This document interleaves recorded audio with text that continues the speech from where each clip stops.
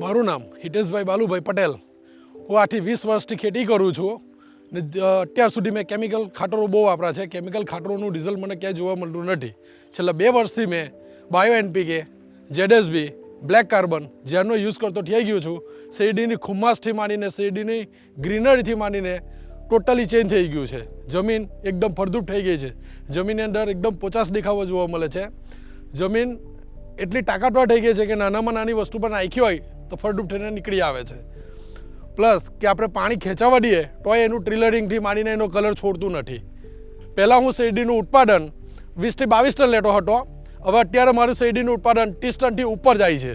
તો હું આભાર માનું છું કૃષિ ઇન્ડિયાનો કે સારામાં સારી પ્રોડક્ટ કાઢી છે. તો આ મારા થકી બીજા ખેડૂતો ખૂણે ખૂણે સુધી કૃષિ ઇન્ડિયા પહોંચાડે એવી મારી પ્રાર્થના છે.